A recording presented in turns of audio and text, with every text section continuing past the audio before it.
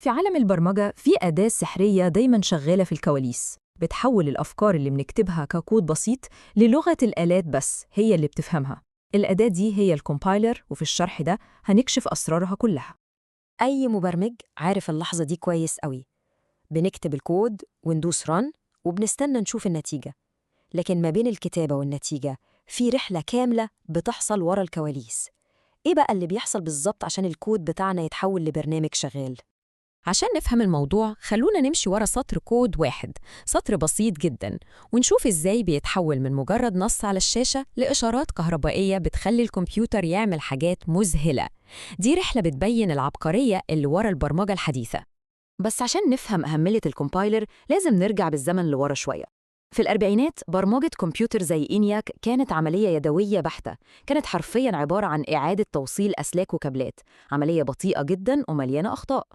ومن هنا ظهرت المشكلة الأساسية اللي شكلت مستقبل البرمجة: إزاي نخلي التواصل مع الآلة أسرع وأذكى ومن غير أخطاء.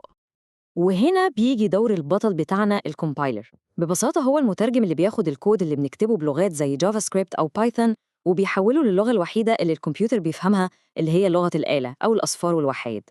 هو الجسر اللي بيربط بين عقل المبرمج وعقل الآلة. طيب، الرحلة دي بتحصل إزاي؟ نقدر نلخصها في 3 مراحل أساسية. أول حاجة، الكومبايلر بيبني هيكل للكود عشان يفهم هو متركب إزاي. بعدين بيحلل الهيكل ده عشان يفهم معناه ويتأكد إن كل حاجة منطقية. وفي الآخر بيولد المخرجات النهائية اللي الآلة هتقدر تشغلها. يلا بينا ندخل في تفاصيل كل مرحلة. المرحلة الأولى هي التحليل النحوي أو البارسينج. في المرحلة دي الكومبايلر بيبص على الكود بتاعنا على إنه مجرد نص خام، ومهمته إنه يفهم القواعد النحوية للغة البرمجة، زي ما إحنا بنفهم قواعد اللغة العربية عشان نعرف نفرق بين الفاعل والمفعول به. هناخد مثال بسيط جدا عشان نتابع الرحلة دي مع بعض. سطر كود بيقول: عرف متغير ثابت اسمه B وخلي قيمته هي قيمة متغير تاني اسمه A. أول خطوة في البارسينج هي التقطيع أو التوكنيزيشن. الكومبايلر بيكسر سطر الكود ده لأجزاء صغيرة ليها معنى، زي ما بنقسم جملة لكلمات. كل جزء من دول بنسميه توكن، يعني const دي توكن وبي توكن وهكذا. دلوقتي بعد ما بقى عنده شوية التوكنز دي، الكومبايلر بيرتبها في هيكل شجري منظم اسمه شجرة التحليل النحوي أو parse tree. الشجرة دي بتوضح العلاقات بين التوكنز وبتقول للكومبايلر إن السطر ده عبارة عن تعريف متغير واسمه B وقيمته جاية من المتغير A. الهيكل ده هو الخريطة اللي الكومبايلر هيمشي عليها بعد كده. نيجي بقى للمرحلة التانية، مرحلة التحليل. دي بقى المرحلة اللي فيها الذكاء الحقيقي للكومبايلر بيظهر. هنا بيستخدم الشجرة اللي بناها عشان يفهم الكود بتاعنا عايز يعمل إيه بالظبط، وكمان عشان يدور على أي أخطاء منطقية ممكن تكون موجودة. واحدة من أذكى الحاجات اللي الكومبايلر بيعملها في المرحلة دي هي استنتاج الأنواع أو التايب انفرنس. يعني لو في متغير مش متحدد نوعه صراحة، الكومبايلر بيقدر يستنتج لوحده إذا كان رقم ولا نص ولا أي حاجة تانية من سياق الكود. دي ميزة بتخلي الكود بتاعنا أقصر وأنظف. وعشان يعمل كده الكومبايلر بيشتغل زي المحقق بالظبط، بيبني سجل لكل المعلومات اللي بيعرفها عن المتغيرات، ويبدأ يربط الخيوط ببعضها عشان يوصل لاستنتاجات جديدة. بصوا على الجدول ده كمثال. لو عندنا كود بيقول const A equals high و const B equals A و const C equals B، الكومبايلر هيسجل إن C مرتبطة ب B وإن B مرتبطة ب A وإن A نوعها السلسلة نصية. فلما يجي يتسأل عن نوع C، الكومبايلر بكل بساطة بيمشي ورا السلسلة دي من C ل B ومن B ل A عشان يوصل في الآخر إن نوع C لازم يكون سلسلة نصية. ذكاء استنتاجي بحت. اللي بيخلي العملية دي سريعة جدا هو تحسين عبقري اسمه ضغط المسار. بدل ما الكومبايلر يمشي في السلسلة الطويلة دي كل مرة، أول ما بيكتشف الرابط بيختصره على طول ويخلي سي تشاور على A مباشرة. التحسين البسيط ده هو اللي بيخلي استنتاج الأنواع ممكن في برامج ضخمة فيها آلاف المتغيرات في أجزاء من الثانية. تمام.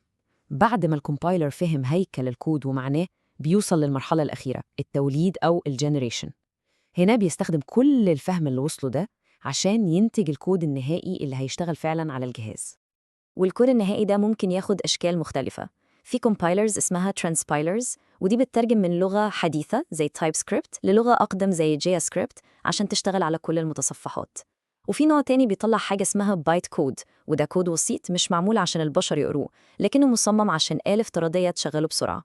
وأخيراً في الكومبايلر التقليدي اللي بيحول الكود مباشرة للغة الآلة اللي المعالج بتاع الكمبيوتر بيفهمها. عملية توليد البايت كود دي بترجعنا تاني للشجرة اللي بنيناها في الأول. الكومبايلر بيمشي على الشجرة دي، وكل عقدة بيزورها بيترجمها الأمر الرقمي. فبدل ما يطبع نص، بيطبع سلسلة من الأرقام السحرية دي اللي كل واحد منها بيمثل عملية معينة، زي اجمع أو خزن قيمة. طيب، ده كلام جميل للمتغيرات العادية، بس إيه اللي بيحصل لما يكون عندنا دوال مرنة أو جينيريك، زي دالة ممكن تاخد رقم وترجعه أو تاخد نص وترجعه في نفس الوقت؟ الكومبايلر إزاي هيقدر يولد كود لحاجة نوعها مش ثابت من الأول؟ الحل هنا هو تقنية قوية اسمها monomorphization. ما تتخضوش من الاسم، الفكرة بسيطة جدا. بدل ما يولد دالة واحدة غامضة، الكومبايلر بيبص على كل مرة الدالة دي استخدمت وبيعمل نسخة مخصوص لكل نوع. يعني لو استخدمت مع رقم هيعمل دالة خاصة بالأرقام، ولو مع نص هيعمل دالة للنصوص. صحيح حجم البرنامج بيكبر شوية، لكن سرعة التنفيذ بتبقى أعلى بكتير لأنه مفيش أي حيرة وقت التشغيل. طيب، بعد ما شفنا كل التفاصيل دي، إيه الفكرة الأساسية أو النمط المتكرر في كل رحلة الكومبايلر دي؟ النمط المتكرر في كل اللي فات هو أملة بسيطة جدا: اجتزا المدخلات وولد المخرجات. كل مرحلة في الكومبايلر بتاخد شكل من أشكال الكود، بتمشي عليه وتفهمه، وبتطلع شكل جديد ومختلف، من نص التوكنز وبعدين لبارس تري وفي الآخر لبايت كود. كلها سلسلة من التحويلات المنظمة. والأهم إن طريقة التفكير دي مش خاصة بالكومبايلرز بس. أدوات كتير بنستخدمها كل يوم، زي اللينترز اللي بتطلع الأخطاء أو الفورماترز اللي بتنسق الكود، كلها شغالة بنفس المبدأ. بتاخد الكود كمدخل، بتحلله وبتطلع نسخة معدلة أو تحليل عنه. وزي ما قال المبرمج المعروف ستيف ييجي، لما الواحد بيفهم طريقة عمل الكومبايلر، بيبدأ يشوف نفس النمط ده في كل حتة في عالم تطوير البرمجيات. النظرة للأدوات والبرامج بتتغير تماماً. في النهاية، فهم الكومبايلر مش مجرد معلومة تقنية، دي أداة تفكير قوية جداً. نمط تحليل المدخلات لتوليد المخرجات ده ممكن يحل مشاكل كتير قوي. فالسؤال اللي هنسيبه للكل يفكر فيه هو: إيه الكومبايلر اللي ممكن نبنيه عشان يحل مشكلتنا الجاية؟